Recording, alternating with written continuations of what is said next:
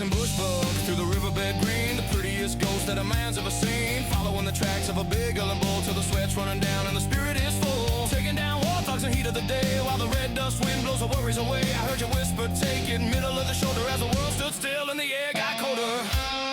Side by side, we're a wall no beast can break. With every single breath and every risk we take. From the sunrise stalk to the fire's warm light, we're becoming brothers in the bush tonight. Yeah, we're brothers in the bush tonight. Yeah. Now the kudu feel it sizzling on the open flame, and we're sipping on the whiskey, calling every star by name. Doubles in our arms, standing side by side, nowhere to run and nowhere. Good evening. How's it, everybody? Welcome back to the Round the Fire podcast, and welcome back to part number 2 of the episode, My Worst Client. I know it's probably been a little bit longer than a week. Kind of life just got in the way, but also I've been busy with a few other little projects. If you have been keeping up to date with the YouTube channel, you would have noticed that. For those guys listening on the audio side only, I do suggest you guys head on over to YouTube. You can search the handle at RTF podcast. It'll come up. So 2 new kind of series that I've launched on the channel. The first one is the pH breakdown, and I've received some really nice feedback on that. It seems like it's getting a bit of traction and guys are enjoying that kind of concept.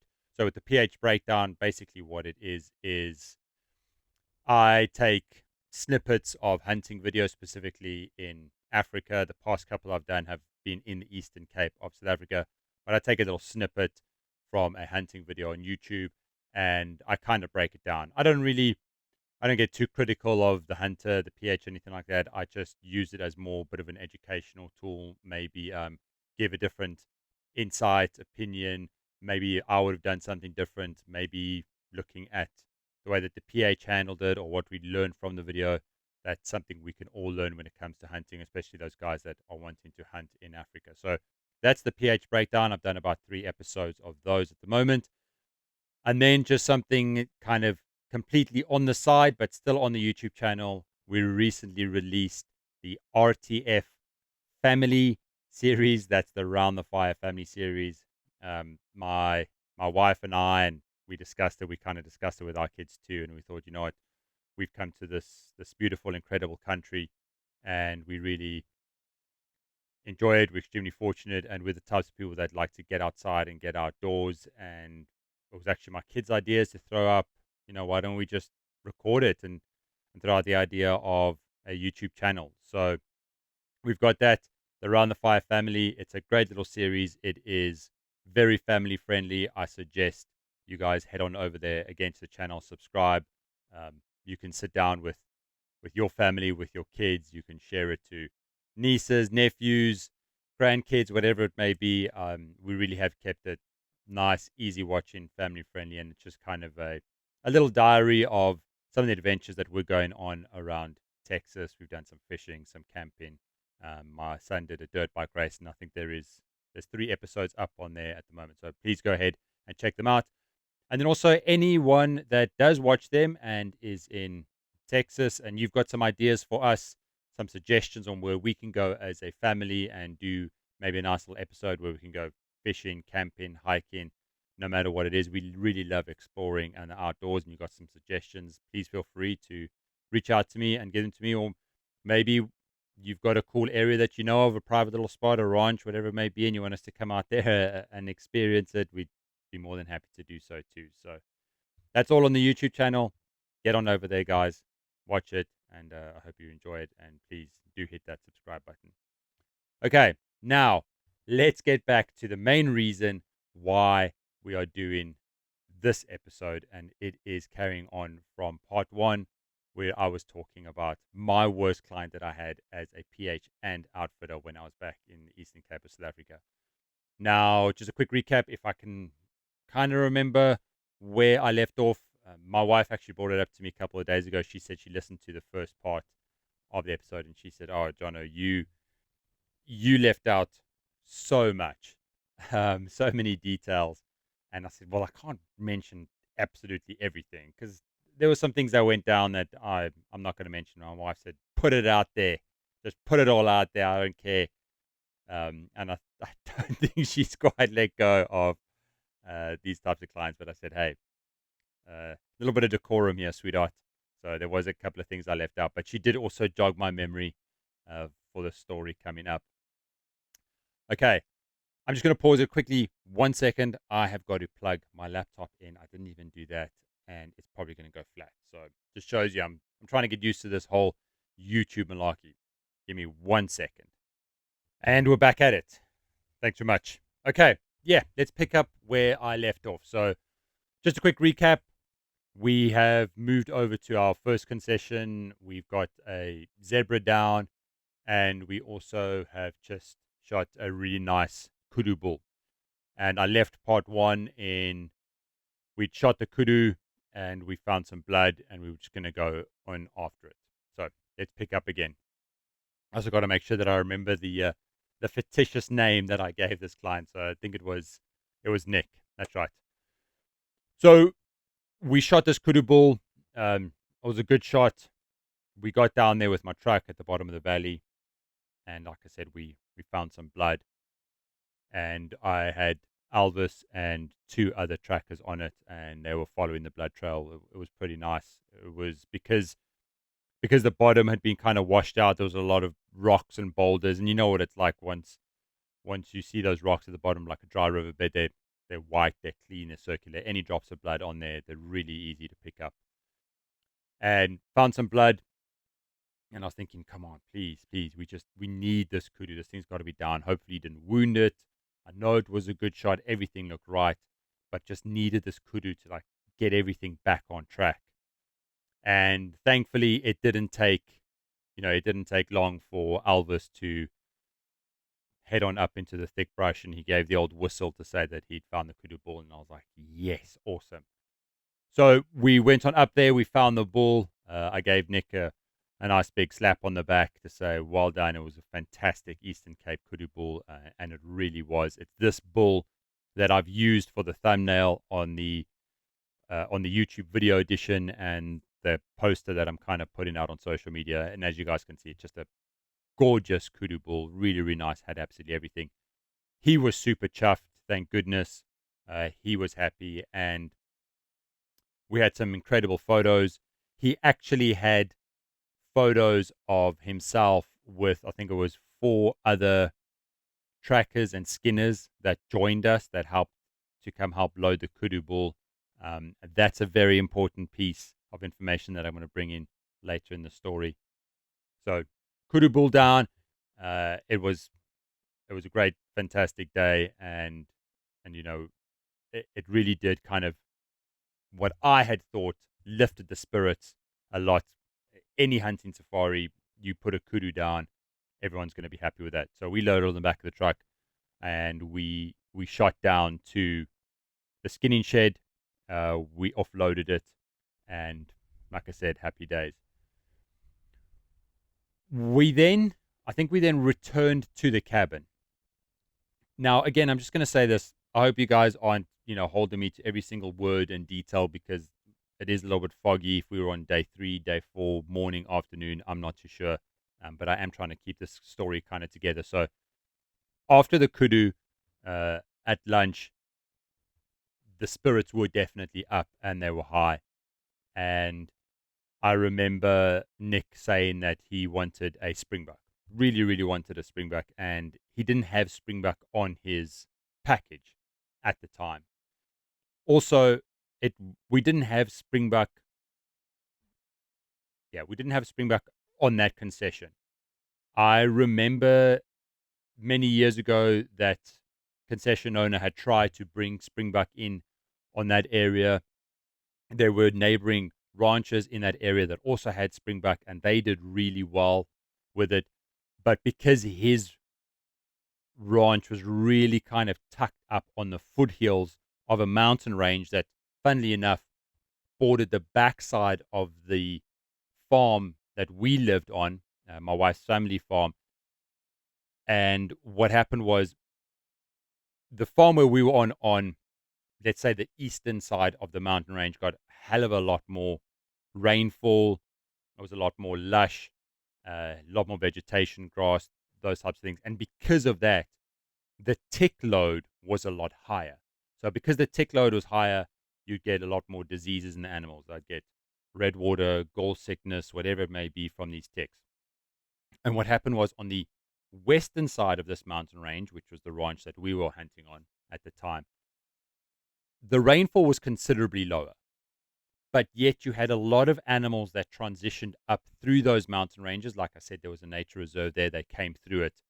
And often those kudu bulls, specifically, those mountain reedbuck, whatever it may be, the duikers, the baboons, they would go kind of between where our farm was to this place over those mountain ranges. And they would often bring a lot of those ticks with them. Now, it was a lot drier on his side.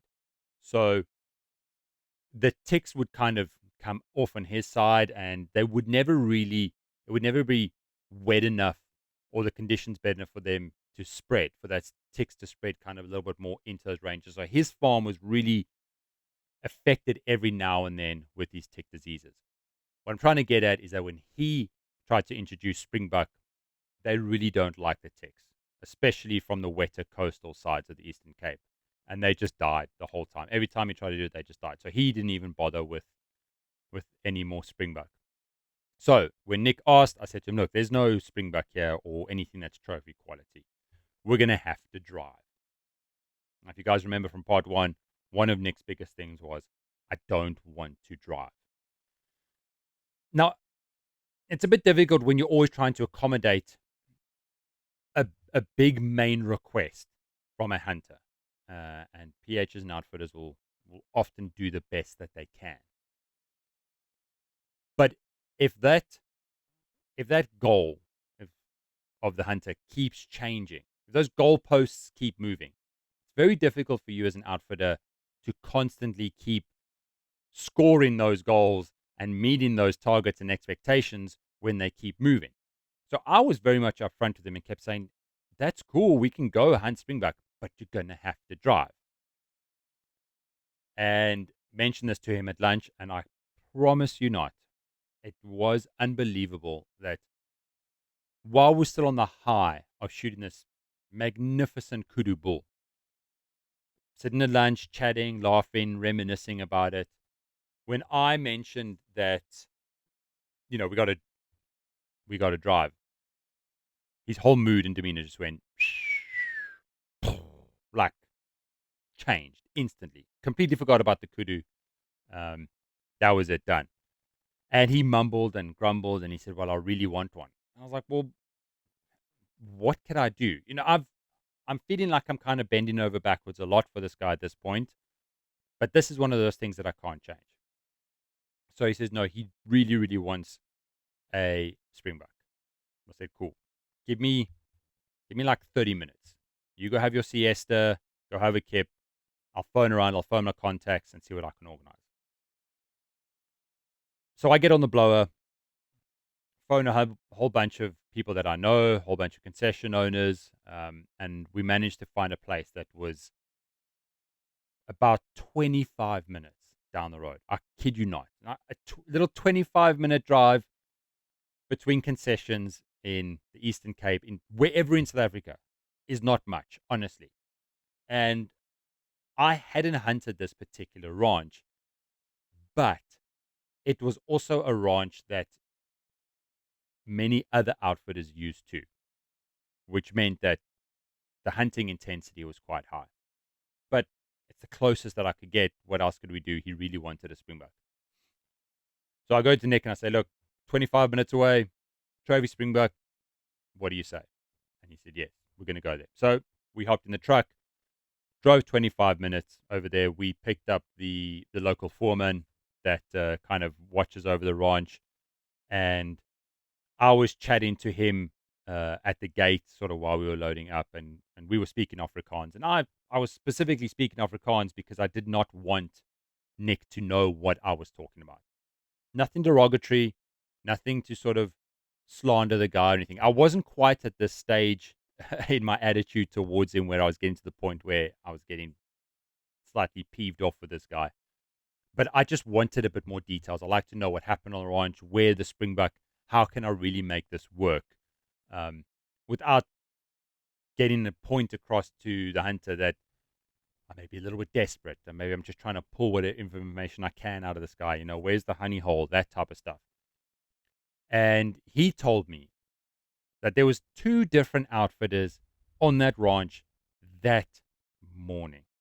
One shot a gemsbuck, and the other one shot, I think it was 2 springbuck. So I'm like, shit. Okay, because now I know exactly what's going to happen. These things are going to be wilder than a bag of cats floating down a river. I just knew with springbuck they were going to be sprinting all over that place. And we head out there on the truck, and sure as the sun rises, they were flying. These springbuck were all over the place. They must have just seen the dust coming from our vehicle, and they were gunning it. And I'm thinking, oh my God, I have got to pull something out of the bag here. Now, we've also got the film crew guy. He's with us, and he's trying to film it. And we head on out. We do a couple of stalks. They're blown, which is fairly standard with springbuck. Nothing too bad going on at the moment. But the afternoon's kind of getting on now. And I know we've got to drive back. And the last thing I want is then to drive back again to this concession the next day, because then we're just driving back and forth. And I really wanted to limit the amount of driving. So I was like, oh man, come on. I've got to do something here. I've got to pull something out the bag. So after kind of chasing these springbuck round and round and round, I'm starting to figure out their pattern. Now, it was a big property. It was a nice size. But generally, springbuck will kind of hold to an area, especially if they know it and they know how to run and how to escape. They'll kind of hold to an area. So after 3 or 4 blown stalks, I kind of figured out, okay, they're going to be running this way. This is where they ran last time. If we get to this tree and we wait here, we could have a plan.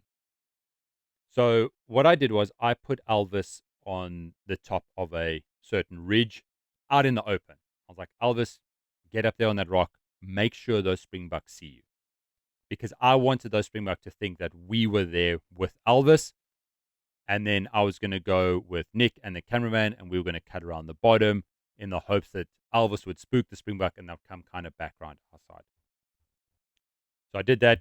Elvis was in position perfectly. He knew exactly what the plan was, and was working out beautifully. We spooked the springbuck.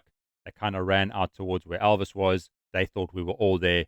They circled back round, and they were coming on the backside of this hill. Not a very big hill, just a simple, gentle hill. But because they were coming around the backside, we were positioned also on the backside a little bit further up. And those springbuck were going to stop kind of on the flats. And then all we had to do was just literally creep like 60, 70 yards into position. And it would have been about 100, 150 yard shot. So the springbuck come around and they start to settle on the flats. And I think, perfect. We got this. This is working out nicely. And I get down. I tell the cameraman, I'm like, look, you're going to have to hang back a little bit, because if there's 3 of us, they're going to see us. They're going to spook us. We're not going to be too far. You should still be able to kind of film and get the impact shot if you need be, but I can't have you right behind us. So he's like, cool. He completely understands. He gets set up in a nice position where he feels like he can see us and the animals. And I get down and I'm creeping. Like, I am crawling to the point where my belt buckle is dragging on the dirt. I am giving it my best impression of a ninja assassin that I can. I promise. I'm down, I'm crawling, I'm reading the wind. We're moving along, making progress. I'm checking the springbuck. They haven't seen us. I'm still creeping. Checking the springbuck, haven't seen us. Creep. I've probably got about 30 yards to get to the position that I want to, where I can get really nicely set up and throw the sticks up for Nick. Creep a little bit more. I mean, my elbows now are scratched up. I think I still ripped a couple of buttons off the front of my shirt. I'm crawling. crawling over thorn bushes, everything I can do to get into this position. And I take one more look at the springbuck, and they've got their heads up, ears forward, and they are staring straight at me. And I think, what the, how? And all of a sudden, they gap it. So I stand up. I'm like, that's impossible. There's no ways they could have seen me. No ways. I turn around. Nick's fuming. I can just see on his face. He is absolutely losing it. He hasn't said anything, but you could see his mind is just furious. So we walk back to the cameraman. It's getting pretty hot now because it's after lunch. And I call for Elvis on the radio, tell him to bring the cooler box, bring the truck, and let's just let the springbucks settle down a bit before we go after them. So we find a nice spot under a tree, and we crack open the cooler box. We have some waters and some cold drinks. And while we're sitting under there, the cameraman calls me over. He's like, Jono, come here for a second. I'm like, all right. He just says he wants to show me something. So we kind of walk away a little bit out of earshot, and he's got the camera in his hand, and he says, I just wanted to show you this footage. And he plays back the video from where he was sitting, and he was filming us moving away into position so we can get to the springbuck. Now, from his camera angle, you can see us on like the right-hand side of the camera, and in the distance on the left-hand side, you can kind of see the springbuck, but it's all in one shot. And I cannot believe what I'm seeing. Now, I'm a pretty chilled guy for the most part. I'm fairly relaxed, but this made me want to blow my top. I'm watching this video, and I am down in the dirt. I'm literally crawling on my belly, arm over arm over arm, going forward.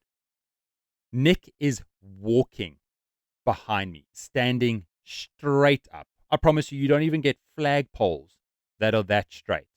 He's got the rifle over his shoulder, and as I'm creeping forward, he's just taking a couple of steps behind me. Looking around, I'm creeping. Now, it still pisses me off to this day when I think about it. But should I have turned around and had a look and gone, hey, what the hell are you doing? Get down here. Probably. But I was of such the mindset that if I even try and look around or look at something different, these springbuck are going to see us. Plus, you would presume that if you're crawling, your hunter would be crawling too. So we play the footage on, and obviously the springbucks see us, and they bolted. It was 1,000% his fault and them seeing him. So now not only am I a little bit peeved off, angry, frustrated, my patience is kind of starting to slip a little bit now, but the desperation, the time is running out, and that was kind of the ace in my cards that I could play at that time. Now I'm like, I don't know what. So me being pretty stubborn for the most part, I'm like, we're just going to walk these springbuck down, and if I can get within a 300-yard shot, we're just going to send one. It's just going to be Hail Mary, and if we miss, screw it. We missed, we're not coming back. You've had your chance. But I'm not going to leave this concession without putting you in a position where you can have a shot. Like, I don't care if you got to launch one, if you got to hold it 18 feet above the springbuck and pull the trigger. We're going to send one. So I pack up the cooler box. I'm like, guys, get in. We're going to drive to a spot. We kind of go a little bit further over the ridge. I park the truck in the trees. Tell Alva, stay there. Tell the cameraman, stay here. You can film from a distance for all I care. But me and Nick, we're just going to walk this one out. So we walk out, and we kind of follow a ridge line again, get into the flats where I think the springbuck have all settled. And a glass and the springbuck herd is kind of moved off a bit to the right, a little bit far than what I'll be even willing to take a shot. But I noticed there was a ram kind of hanging off by himself to the left. And I could see through my binoculars that there was like a series of trees that we could get to that could kind of get him within range. So I relay this to Nick. I'm like, there is our springbuck. Let's go. Follow behind me close. I'm not going to crawl or leopard crawl or anything at this point. We're just going to walk, but stay close behind me. For some reason he did. This time he did. So we kind of tree hop, 1, 2, 3, 4. We get into position. This springbuck is probably about 310 yards away. I can't remember the exact details, but it was about that. It was a long shot. I just put the sticks up. I'm like, there's your springbuck, go for it. Because now I'm livid. Now by this time I'm frustrated. I'm angry, and I want this done. You can have your shot. Throws sticks up, and to his credit, pulls off an absolute corker of a shot. Drops the springbuck right down there. Fantastic. So like, awesome. He's not even like smiling or happy or anything. I'm like, well done, great springbuck, good shooting. Kind of groans. I'm like, you know what, whatever. We go over to the springbuck. The camera guy comes running over, and we take some good photos. He doesn't smile in a single one of those photos. And eventually he kind of chirps up that, what's the point? Because the cameraman wasn't even with us. So how's he going to get it? Thankfully, the cameraman was kind of filming off at a distance and got a little bit of footage of the springbuck beforehand, and then managed to get some footage of us walking in the distance. And he could kind of see with us silhouetted on this hill wherever we were by the tree that you could make out a shot. And he's like, no, it's fine. Don't worry. I can stitch something together. It'll look cool. So now we load the springbuck up and we head back to camp. Take the springbuck back to camp and drop it off at the skinny shed, go to the cabin, head in. And now it's getting pretty close to dinner time. And usually this is the time when we'll make a fire, we'll have a drink, all these types of things, and socialize. Nick gets back to the cabin and just straight back into his room, closes the door. Didn't hear a word about it. My wife comes up and was like, what happened to you guys? Did you guys get anything? I said, yeah, we got a really nice springbuck. Good hard hunt. I don't know. We got the springbuck. So when he comes out for dinner that night, the conversation is now, it's a little bit thin. I think we've said pretty much all we needed to say. And it's more just simple pleasantries. But his wife brings up that she's been sitting in the cabin. She hasn't been allowed or wanted to go on any of these hunts. She's been cooped up in the cabin for about 3 days, and she wants to go and see the area, see the Eastern Cape. And she had said that she wants to go to a local game viewing reserve where they've got elephants and lions, and she wants to do a bit of a trip with them. Now, this is in the evening, okay? And generally the way that we used to do it was if somebody gives us ideas of non-hunting activities that they'd like to do on their trip, we would often phone ahead. We would make the bookings. We'd get the times. We'd pay for it in advance. And then we'd let our customers and clients know how much it is. And we'd also send through an itinerary of, on this day, you are going to be going to do this non-activity. You're going to this game reserve for a game viewing day, or the spa, or fishing. Whatever it was, we used to organize it. Hey, everybody. I hope you're enjoying the episode. Please excuse me while I interrupt it for just a quick 2 seconds. Now, for regular listeners of the podcast, you'll know that for well over 14 years, I was a hunting outfitter down in the Eastern Cape. I absolutely love that province. I wrote the song Eastern Cape Eden because I just wanted to try and portray how incredible that province is. The array in the landscape, the vegetation, the animals, the terrain, the people. It's got absolutely everything. It really is a paradise on earth. As you know, I am no longer outfitting in South Africa, but what I have done is I've teamed up with a very, very good friend of mine.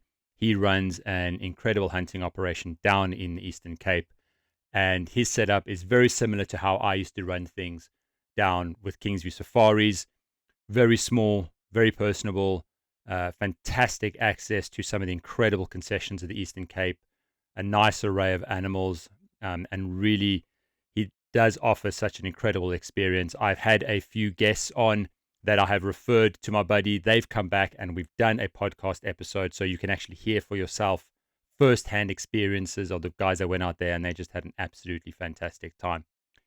So, if you are planning maybe your first trip to South Africa, maybe it's your second, maybe it's your third trip to South Africa, and you haven't quite been to the Eastern Cape and you really like to go and explore, experience it, and maybe there's a few animals you need to add to your trophy room that come from the Eastern Cape, then please feel free to reach out to me via email, jonomchugh@gmail.com. That's JONOMCHUGH@gmail.com.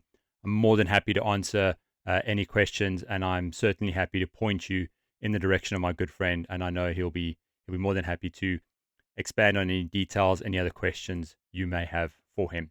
If you've already got your trip booked up, that's all cool. Even if you want to maybe ask some questions, maybe I can give you some advice, some tips, some pointers, anything like that, I'm happy to do so too. You can send me an email. I'll respond maybe with my cell phone number, and we can have a lekker chat on the phone. And I'm always interested to talk about hunting and help you guys out in the right direction. So yeah, anybody that's thinking about the Eastern Cape, please get a hold of me, and I'll most certainly point you to somebody that can give you an absolutely incredible experience. Okay, let's get back to that episode. That also used to allow me to set up the hunting days and which animals we were going to go after and when. So the night before, it's a little bit kind of difficult. So they said they want to do it. My wife, ever the sweetheart, she says, no worries, I'll organize it. So she excuses herself from dinner. Mind you, we are in the mountains in a cabin. There is almost no cell phone signal to very, very little. So my wife, she jumps in the truck and she pretty much drives almost halfway up the mountain range to get signal. She sits there until God knows when. It was like 11, 12 o'clock at night, making phone calls.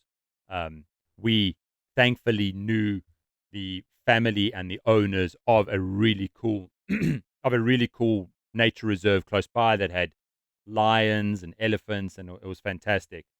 But their booking office was closed. So my wife was pulling strings, trying to get the owners on the phone. She managed to do it, and she said, look, I know this is late notice. Please, can we bring our clients tomorrow morning? And they said, sure. The only thing we've got, though, is a full day event.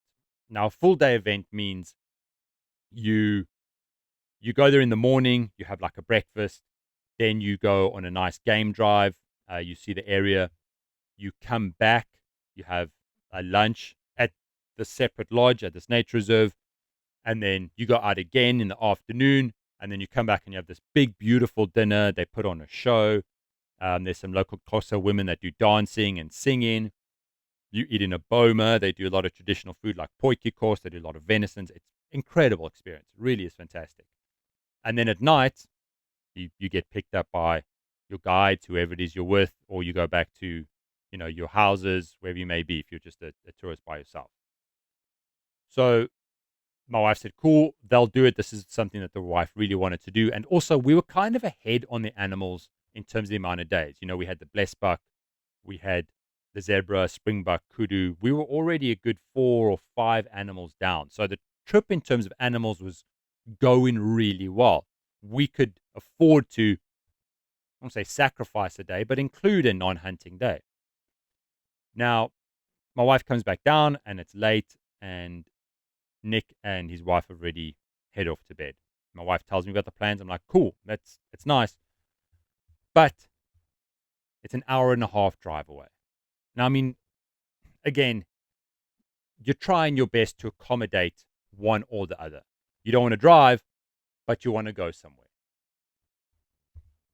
What are you supposed to do? I'm like, fuck it. They're doing it. This is what they wanted to do. If they got to drive, they got to drive.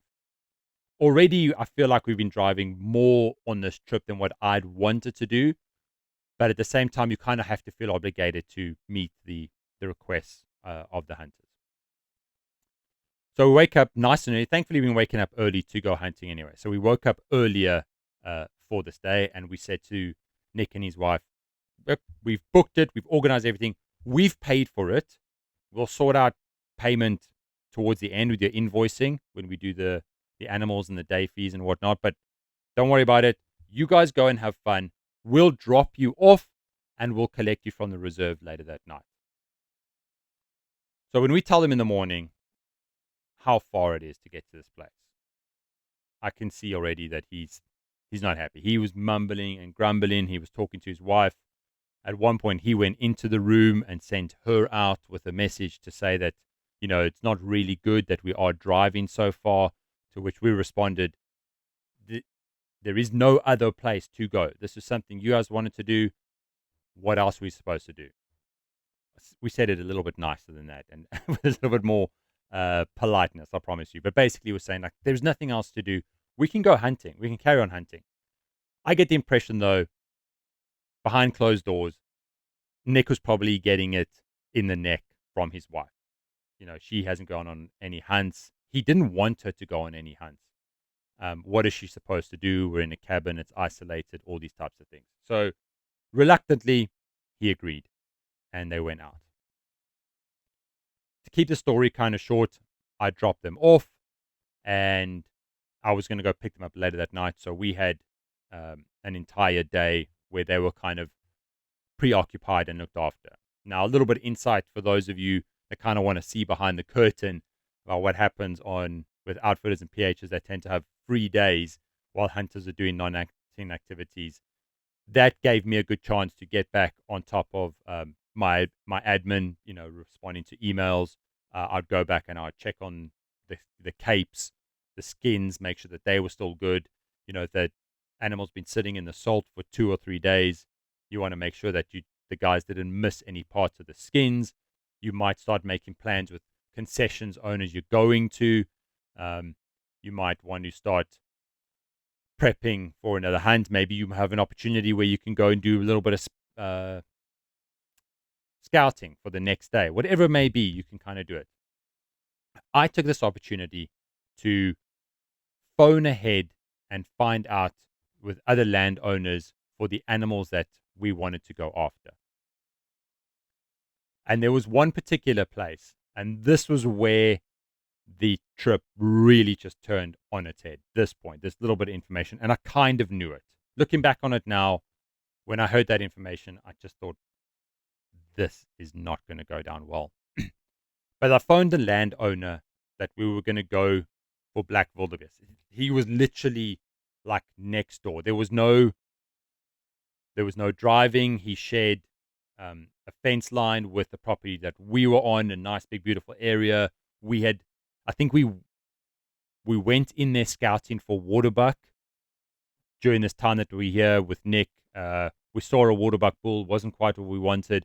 We came back. So we'd already kind of been in that property, that area. On that particular time we went there, we didn't see any black wildebeest. But I know, and from the emailing before Nick had even came out, black wildebeest was probably number one on his list. It was because he was up in Limpopo. They don't really get black wildebeest up there. That's what he wanted. He wanted a black wildebeest. He said he's coming to the Eastern Cape for a black wildebeest. So I really wanted to make sure that there was good quality wildebeest there and everything was in order. So I phoned the concession owner, just wanting to touch base. Is everything all good? And he goes, "Shit, John, I got some bad news for you." I'm like, "Oh, no, please don't." The neighboring property on, I think it was like the northeastern side of his, whatever it may be. This was a big property. They had a whole bunch of blue wildebeest that broke through. But this was a long time ago. And it kind of happened at the time when he needed to have his CAE certificate renewed. Now, the CAE is the Certificate of Adequate Enclosure, that effectively a property needs that license, that permit, that certificate to hunt all year round. If you have certain species on your property, like a black wildebeest, then you also have to obtain a TOPS permit. Now, TOPS stands for Threatened or Protected Species. black wildebeest is on that list. You need that permit to export the black wildebeest out of South Africa. One of the stipulations in order for you to get the CAE certificate and ultimately obtain the TOPS permit from the Nature Conservation Department is that if you have black wildebeest on your property, that there should not be any blue wildebeest on that property too, because they don't want them to crossbreed. Might have changed since I've been hunting in South Africa. Maybe some rules are different, some regulations might have been tweaked. I don't know. When I was PHing, when I was in outfitting at that time, that was the rule. So he said to me, they couldn't get these blue wildebeest off. First of all, that neighbor didn't want to pay for those wildebeest to be captured and moved back. Hence, Nature Conservation could not renew his CAE permit. So, you guys can come hunt the black wildebeest, but your hunter will not be able to export it to the US. And I'm like, oh, what do I do? Imagine if we went and shot a black wildebeest with me full well knowing he was not going to be able to export it, and then say to him, hey, surprise, that thing's staying here and you are not taking it back to the States. Your number one animal. You might have a cool photo with it, but sorry, you can't take it back with you. Can you imagine not only what that would do for his trip, but in terms of my reputation as an outfitter? So for me, it was a no-go. I just had to scrap that property and say, we can't do it. I did have another place to go to. A place that has got phenomenal black wildebeest. Because my thinking now was, if I can't get the black wildebeest on this particular property, then I really want to take him to a place that it had amazing black wildebeest. It really, really did. Great property, great place. But it was a 2-hour drive from where we were. I know. I was like, it was just snowballing at this point. So that day, when I went to go and pick up Nick and his wife from their game drive, from their day out, I picked them up in the evening and it was already dark. And we driving back, I asked them, how was the trip? Did you guys have fun? They had a fantastic time. They saw elephant, they saw lion, they really enjoyed it. They loved the dinner, they loved the cultural show and the experience. And I thought, cool, banging. This is awesome. I can now break the bad news to them while they're in a good mood. And I said to him, look, there's a problem with your black wildebeest. I explained to him the permitting problem issues. I said to him, you will not be able to bring this black wildebeest back if we hunted at that property. And he basically said, no. He's like, I want my wildebeest. I'm not going to just shoot it and leave it there, which is understandable. No problems there. I told him about the place that I had. Incredible place, great black wildebeest. I think I shot 2 black wildebeest there previously. I still showed him photos, really good quality. I wouldn't say happy, but he authorized it. There was no problems there. So when I told him how far it was, for him that was like I think in his mind, that somehow pushed him over his limit for the trip. And boy, oh boy, did I get an absolute earful about how he's been sitting in the truck the entire time, and this whole thing is not how he planned it to be. It's been such a disappointment so far, and he can't actually believe that this is how I run the operation.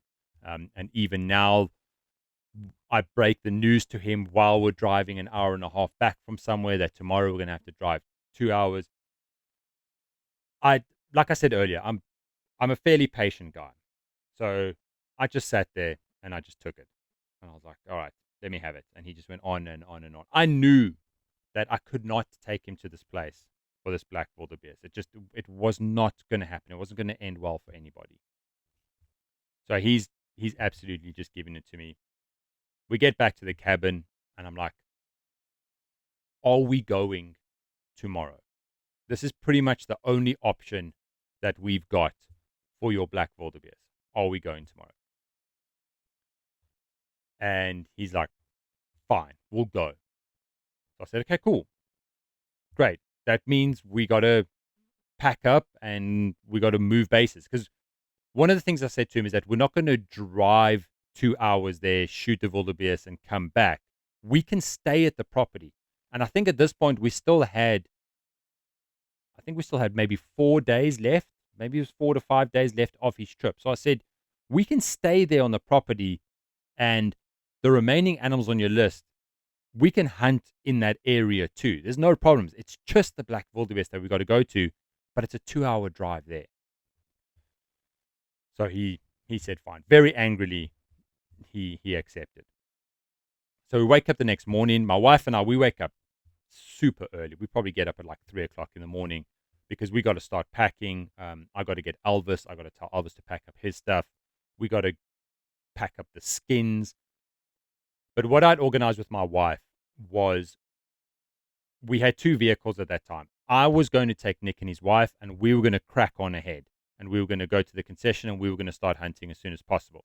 Once I'd kind of packed up most of the things, my wife was then going to pick up Elvis and the skins, and she had to pack up a few of the utensils and food and stuff that she'd brought to the cabin, and she was going to meet us there.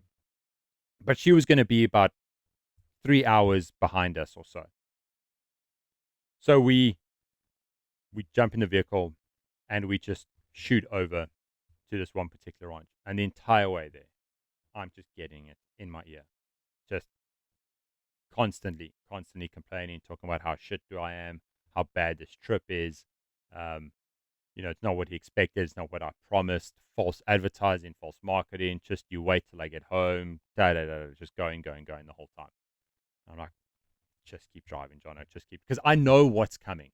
I know the place that we're going to is a good place, got phenomenal quality. I'm thinking as soon as we get there and he sees a good black wildebeest and we shoot a really, really good trophy, it's going to change things. Then we can carry on with the next animal. So I know that there was no other driving once we got there. So anyway, we pull up to this concession. And again, this is one part of the story I will never, ever forget. We pull up to the, you kind of go to the manager's house, not the owner of the property. It's the manager's house. And then what they've done is they've built these really nice chalets and rooms off to the side. So as we pull in, the manager, who was a young lady, she comes walking out. Very nice young lady. Before I open the door, Nick turns to me and he looks me dead in the eyes. And he says, "Don't you unpack a single fucking bag until I approve this place." And I'm like, okay. Now, as I said earlier, I'm a patient guy. But I've got my line in the sand. And I'm one of those people that I'll always look to resolve some sort of issue, some sort of dispute, do whatever I can to make things right for somebody. Given that sort of respect, that sense of dignity is returned in response. The minute I start receiving cuss words, derogatory language, whatever it may be, you pushing me just a little bit closer to that line in the sand, and then I become a very different person after that. So when he said that to me, my toes were right on the edge of that line of the sand. I'm getting to the last straw now. I genuinely am. So I ignore him. We get out. The young lady comes walking towards us. She obviously wants to greet us. I'd phoned ahead, told her we were going to be there. They had everything ready. She comes towards us. Nick walks up to her and says, "I want you to take me around this property now." And she was kind of startled, but she was like, okay. And he starts grilling her. He wants to know how big the property is. what animals are on here, the size of it, all those types of things. Now, a little bit of kind of background info for those of you that may not know too much about black wildebeest. The habitat and the terrain where black wildebeest naturally occur, where they feel most at home, which is perfectly suited for them, is very, very flat, open grassland to kind of semi-arid desert vegetation. They don't like mountainous areas. They don't do lush green valleys and hills. The flatter, the more grass and the more open it is, the more they are at home. Now, this property we're on just so happened to also run a lot of sheep, which is very common practice in the Karoo areas of the Eastern Cape. I promise you, the sheep do not play any part in the hunt. They don't make it any easier, any harder, whatever it may be. But the sheep and Karoo go hand in hand. I mean, they are butter on toast. Like it's just synonymous. The Karoo was founded or made what it is by a lot of the sheep farming, and many families in the Karoo come from generations of sheep farmers. They are ingrained and intertwined in the Karoo. You go to the Karoo, there will be sheep on it. So we're on this ranch and now we're driving around, and like I said, it's flat. You can see quite far. And Nick takes a look at the sheep, and he takes a look at the black wildebeest, and he sees that they're kind of intertwined, intermingled, cohabiting, whatever it is. And I don't know why, but in the truck there, he just tells this manageress, he's like, turn this thing around. This is a put and take system. You guys have got these black wildebeest tamed. I'm not going to do a canned black wildebeest hunt. What is this? They look so tame. And I'm just thinking, what are you going on about? And I said to him, this is where they occur. This is as natural habitat for black wildebeest as you're going to find. Like, this is where they do well. And we hadn't even gotten within like 400 or 500 yards of these black wildebeest. So they were already sort of running and alert to the vehicle, which I didn't want to do the driving around. He insisted on driving through this property. So we're driving up and down all this property, scaring the shit out of all of these black wildebeest and whatever. There was a lot of springbuck.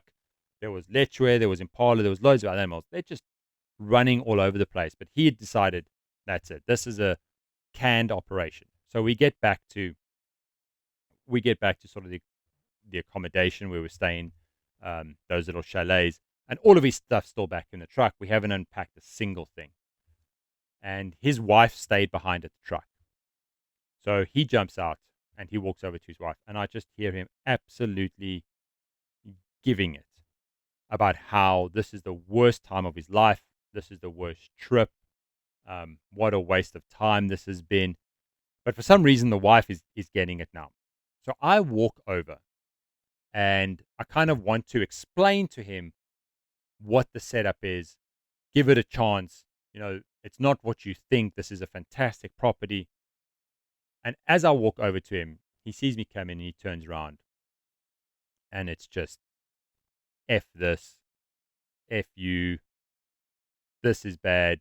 He threw in a few things about my wife, which, like I said, there's details of the story that I'm leaving out for reasons. This is one of them. That line in the sand, I got pushed over it. And that was it. I was done. I mean, I'd had more than my fair share. And I just said to him, what do you want? Like, literally, what do you want? I cannot do anything more for you. I have tried absolutely everything. Like, I cannot help you anymore. I'm done. I've sourced animals, sourced areas, driven you back and forth to non-hunting activities, organized at last minute, paid for everything. We've shot good quality animals. Like, I'm done. I don't know what you want. Now, in all fairness, I could very well have just loaded him back up in the truck and we could have driven straight back to the Port Elizabeth airport, and I would have dumped him right there and left him on his own and said, cheers, you got 5 days left in South Africa. I hope you have fun. But I didn't. I knew of a very, very good outfitter, a very good operation that was in that same area that we were in. So after me blowing my top, I kind of took a few steps away and I was like, you sit down under that tree. I'm going to come back to you now. So him and his wife went and sat under the tree. I went and phoned this outfitter and I explained to him the entire situation. I said, look, this is what's happened. He was, to be fair, he was very kind of, skeptical and unsure of what I was asking and what I was saying. And I said to him, look, I've done everything I can with this guy. I don't know what he wants. Our relationship is obviously broken down. He clearly doesn't want to be here anymore. He's still got 5 days left in the country. And the outfitter had said, well, what has he shot so far? So I explained it to him and he said, what animals does he still want to shoot? And I explained that to him too. And the outfitter said, okay, well, what happens if he shoots more animals from this point on? So I said to him, whatever he shoots, you keep it. Whatever he pays for, it's all yours. I don't even care anymore. I'll sort out whatever animals he shot at my side. If you guys shoot anything more, day fees, whatever it may be, you guys can have it. So the outfitter was very reluctant, but he said, okay, cool. Bring him over. We'll handle it. So I walk over to Nick. I'm like, get in the truck. We're going. So he gets in the truck, and while we're driving over there, I explain to him that there's another outfitter that I'm taking you to, and that's where you're going to stay. We'll part ways there. So I drive over to the outfitters. We pull up. They were fantastic. They'd welcomed him with drinks. They were prepped. They were ready for him. They had a PH waiting for him. We didn't even say goodbye to each other. It was like, here's your bag. There's their bag. They took them inside. And then I just had a word with the outfit on the side. I said, look, he's shot a kudu with me. He shot blessbuck with me. He shot a springbuck with me. I will gladly carry on with those. I will fill out the registration, the permitting. And then when you guys drop him off at the airport, because I still had his departure times, I will meet you and them, and he can sign my registry because he has to legally, because he hunted these animals with me. I will give you guys the permits, the registry, and you can carry on with the exporting of the animals for whatever he shoots with you. And he said, fine, no problem. So I go back home. My wife obviously pitched up at the ranch we were at for the black wildebeest, and I told her, like, it's done. I'm sorry, babes, but I blew my top. I'm finished with this chap. So I told her about it. She said, cool. We all went home. We dropped Elvis off. We unpacked. You got to understand that when you've planned a lot of these trips, okay, and a lot of the times when you've got to go to different concessions, you book accommodation, you take time for skinners, what happens is that has a knock-on effect. If I phone an outfitter and I say, look, can we come to your place for an Inyala? We'll be there on the Thursday. He'll say, okay, fine. That landowner would generally save that day on his property for you. He may get another outfitter that would phone and say, can I come for an Inyala on Thursday? And you say, no, sorry, you can't. Jono's come in, whatever it may be. It has these knock-on effects. So the fact that we had almost 5 days left of the trip meant that on my way back home while I was driving, I was on the phone apologizing to concession owners, apologizing to landowners, telling Elvis, I'll still have to pay you for the 5 days that you've booked out, that you were expected to get paid for. There's a lot of logistics that goes into just simple little trips even. And we had to sort all of this out. But by the end of the 5 days, by the end of the trip, I had organized to go back to Port Elizabeth Airport so they could sign my permit, my registry, and we were going to just exchange those with the outfitter so that he could carry on with whatever animals they shot. I think they did. They shot probably another 4 or 5 animals. So they had a good time with that outfitter. And he still sent me a message and he said, look, they didn't say anything too negative around the fire when they were with you. They maybe mentioned it 1 or 2 times during the night, but for the rest of the time, they had a good time. So I was like, okay, cool. I'm glad they enjoyed themselves, and I'm glad they had a good last couple of days in South Africa. There was one thing, though. 3 of the animals that Nick hunted with me were not part of the package. Those were separate. Those were complete add-ons. And those were animals that had to get paid to the landowner where we hunted them. I had to get paid for those animals. Plus, the videographer had to get paid because that was something that he wanted to do and booked. We also had to get paid for organizing the game viewing trip for him to go to. We paid for all of that in the expectation that on our last day when he was going to settle his invoice, we were going to get reimbursed for all of these types of things. So when we met in the parking lot of Port Elizabeth Airport, it was a very cold and tense atmosphere. I promise you, you could have cut that tension with not even a knife. You would have needed a double rifle to blow that tension apart. It was thick. I had my invoice that was owed to me for the animals, the game viewing, the videographer, everything in an envelope. I also had my registry book.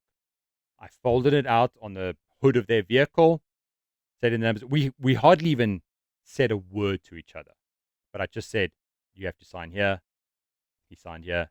I took the pages out and I gave it to their PH who was going to handle their export permits. By this time, the trophies that were hunted with me, I had dropped them off at my taxidermist because I was unsure what taxidermist they were going to use elsewhere. But I figured drop it off at a taxidermist, let them look after the skins, make sure that they're all good. I didn't want any sort of real bad blood with him presuming we just dumped the skins. I didn't want that at all. So I left them with my taxidermist. He's a hell of a nice guy, good friend of mine, very well trusted.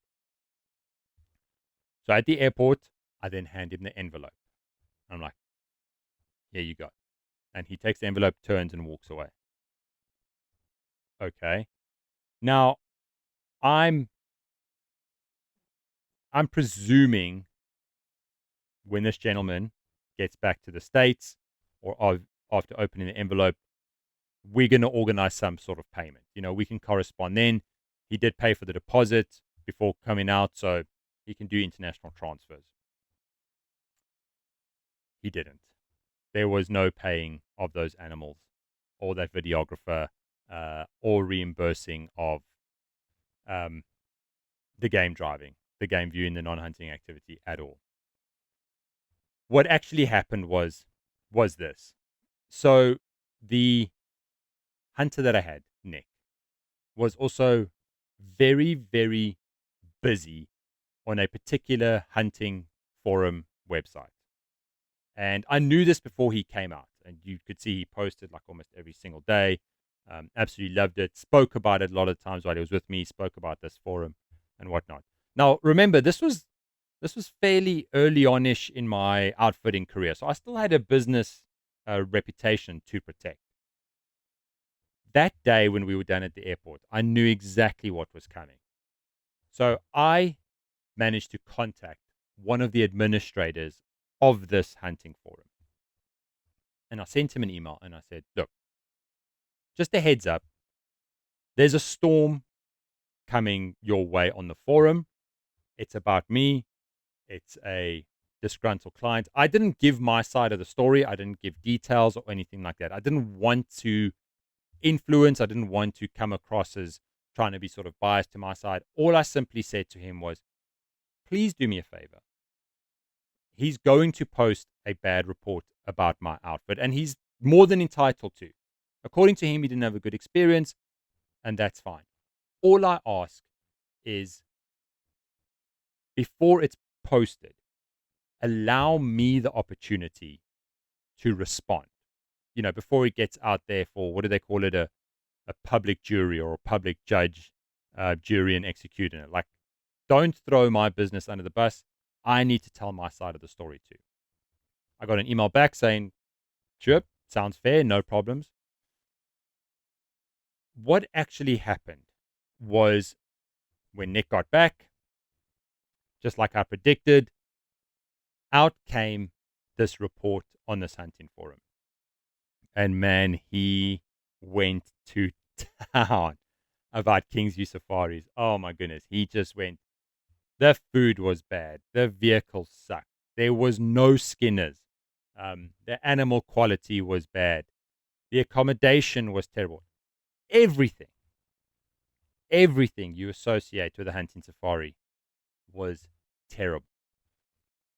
Now, it just so happened that he posted this at the same time. Now, mind you, there's a time difference. I was in South Africa, he was in the US, so there's that sort of time difference. He posts this report. I presume for whatever reason, the administrator of this hunting forum forgot or maybe decided to let this report go out into the open. But my cell phone started blowing up. It started blowing up with past clients, sending me screenshots, asking me if what was said was true. I received two emails from two potential clients that were getting ready to hunt with me. They were getting ready to send deposits. They'd never hunted with me before. It was their first time. Two emails saying, I just read this report on this forum. Everything you've corresponded with us back and forth. We were going to have a great time. We were looking forward to it. But unfortunately, we just can't risk a hunting safari with someone if what he said is true. And both of those clients pulled their deposits and canceled their trips. Something I'm still very bitter about to this day. But because of the time difference, I was definitely caught on the back foot. So by the time I jumped onto this hunting forum, oh my goodness, the comments after it. What a terrible outfit. South Africa's not like this. This is one of the bad eggs. Please excuse him. Or these youngsters don't know what they're doing. This is clearly somebody that was just out to try and get your money from you. If you do want to have a good hunting safari, then check out our website. There's so many grifters out there. It was unbelievable. I haven't even said my say yet. Thank God I am married to a woman that has got a lot cooler head than I do, and someone is a lot more patient and strategic in the way they go about these things. Because I typed the response. I was like, I'm just typing my response. My wife proofread it, and she went, no, just slow down, break it down. You don't have to respond straight away. Best thing she said to me was, sleep on it, wake up the next morning, have a cup of coffee, and respond, which I did. So I woke up the next morning, sat down in my office in front of my laptop. I've got cold sweats coming down now. This is my business. Like, this is my baby. I grew it from nothing. I've built up my reputation.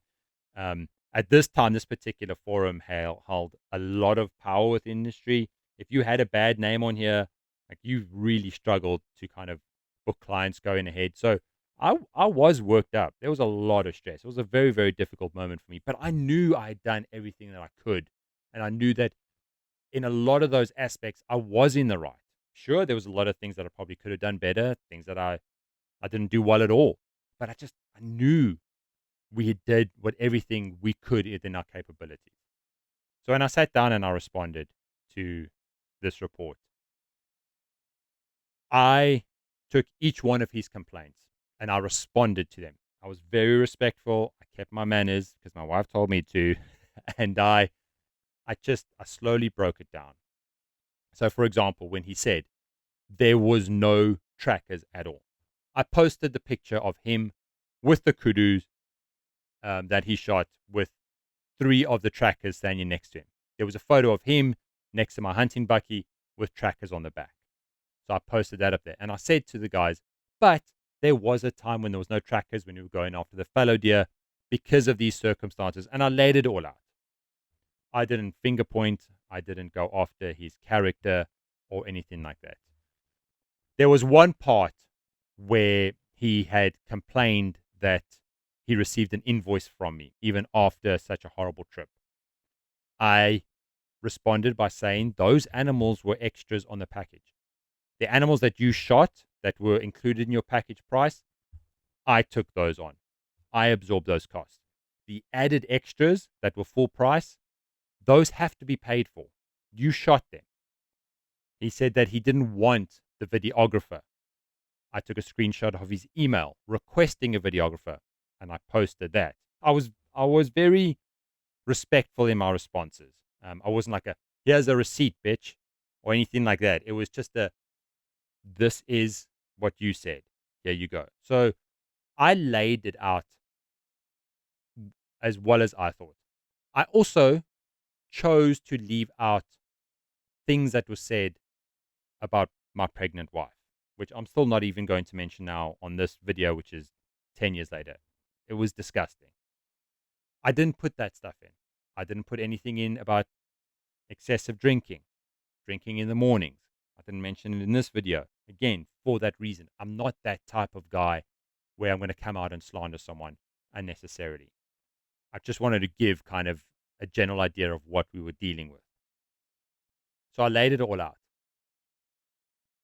There was one thing which I didn't explain to him at the time, and I should have, even at Port Elizabeth Airport, I should have explained to him why I did not have the caracal on his export permit.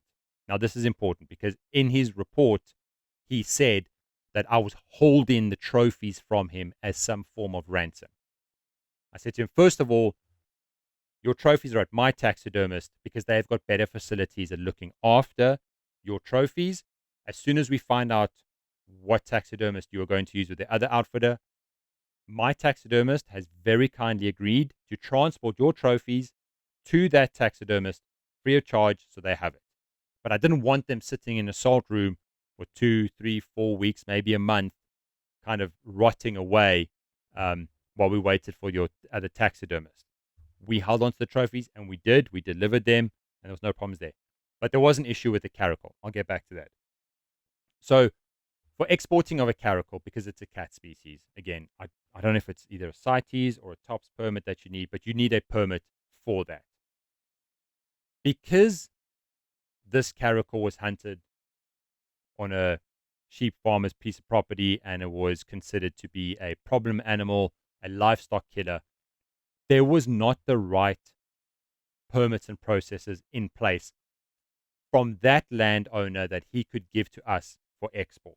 So I didn't have the right permit, and a lot of times there's a little number on the permit that you got to take and put onto the PH registry for the exportation. I didn't have that number, so I left it off.